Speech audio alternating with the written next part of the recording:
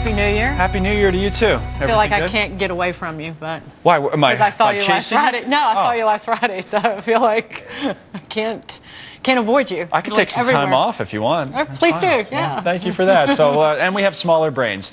In addition to that, coming up later this hour, we're actually going to talk about a big noggin, some serious news. Gordon Chang is coming on. South Korea's president today said he's open to possible peace talks with North Korea. And we're going to talk about it. Gordon is the author of Nuclear Showdown, North Korea Takes on the World. So that's one of the things we have coming up. But first, to our top story this morning, as the 112th Congress files into Washington this week, slashing government spending is front and center for the GOP and on the front page of the Wall Street Journal today. Yeah, big headlines now. There's a new Republican majority in the House, including Tea Party members who say they were elected with just one purpose, and that was, as you say, to cut spending. But some are even warning that they will not vote to increase the debt ceiling, our nation's debt ceiling this year. The U.S. Treasury is estimating that we will hit the $14.3 trillion debt limit during the first or second quarter of this year. And that's where things get interesting. The Obama administration's top economic advisor saying yesterday Republican lawmakers, as he put it, shouldn't play chicken with the debt limit. Here he is. If we hit the debt ceiling, that's essentially defaulting on our obligations, which is totally unprecedented in American history. The impact on the economy would be catastrophic. And speaking of catastrophic, here to weigh in on that is Peter Schiff, CEO and Chief Global Strategist of Euro-Pacific Capital, joining us from Stamford, Connecticut. Peter, is it one thing to use raising the debt ceiling as a bargaining chip to cut spending and say, I won't vote to raise it unless you do X with spending, but to say I'm not going to raise it at all, that would be catastrophic, would it not? And it would cause the U.S. to default. No. First of all, Dagan, Happy New Year. But it would be catastrophic for the government. You see, not raising the debt ceiling isn't default because we have an option. See, we could cut spending so we don't have to default. You see, what's really scary here... It only works if you cut spending to the point that you balance the budget and will never, ever have to borrow another dollar. But that's what we want. But listen, what he is saying... It's in that scenario it works, but otherwise it doesn't work. If we keep borrowing money, we will eventually hit that debt ceiling, even if it's only $1 a quarter. Dagan, let me make this point because it's very important. This is an official announcement from our government that we're running a Ponzi scheme. Think about what he's saying. If we can't borrow more money, if we can't go deeper into debt, then we're going to default. We're not going to pay back the money that we've already borrowed. That is exactly what Bernie Madoff did. I don't see how Standard & Poor's or Moody's can't cut the U.S.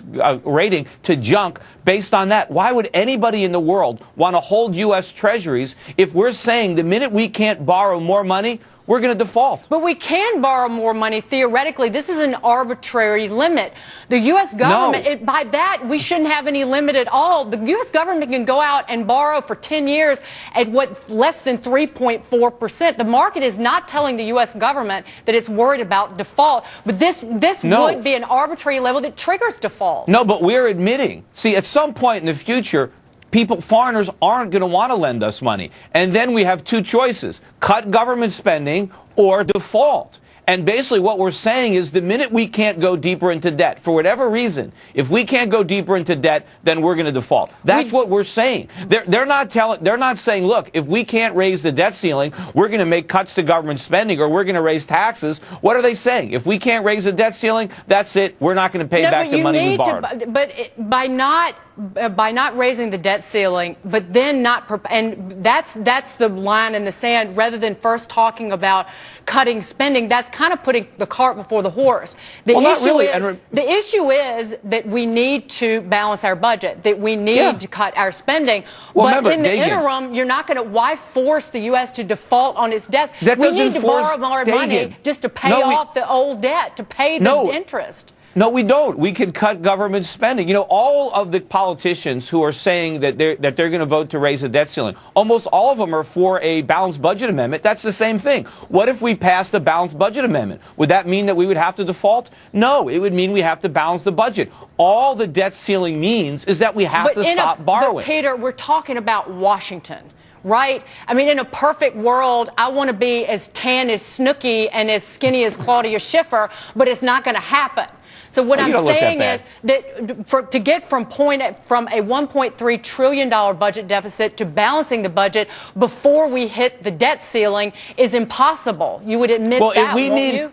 The government needs some kind of discipline. I mean, what's the point of even having a debt ceiling if every time we get to the ceiling, we raise it? I mean, what kind of ceiling is that? If it's supposed to mean something, that there's some kind of limit on government borrowing, if we routinely raise the debt ceiling every time we get there, the whole thing is a farce. So you would let we need to impose. So you're in favor of letting the U.S. government default on its debts just to send the message? Because that's what happens. Well, how do we know? Why don't we force them to cut spending? I want discipline. You know, when I ran in the primary in Connecticut for a senator, part of my platform was I personally wanted to lead the filibuster against raising the debt ceiling. I don't want to kick the can down the road anymore. I want to have a hard cap on government spending, and I want to force politicians to do what they don't want to do. But not raising the debt ceiling would cause the Armageddon that you've been preaching.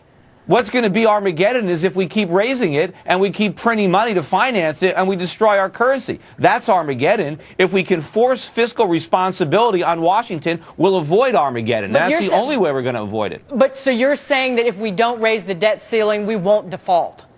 Well, you know, ultimately, because ultimately we will. If we can't cut spending, we will default. The reality of it is, Dagan, we've borrowed so much money that there's no way to pay it back legitimately. So if we can't inflate, we will default. But maybe we can have an organized restructuring where we don't pay 100 cents on the dollar, but we give our creditors real money. The way we're going right now, we're going to give them monopoly money. And so everybody is going to lose. Peter, it's good to see you. As always, fired up. Happy New Year. Peter Schiff. Happy New Year, Dagan. That brings us to today's one burning question. Slashing spending, what's the first thing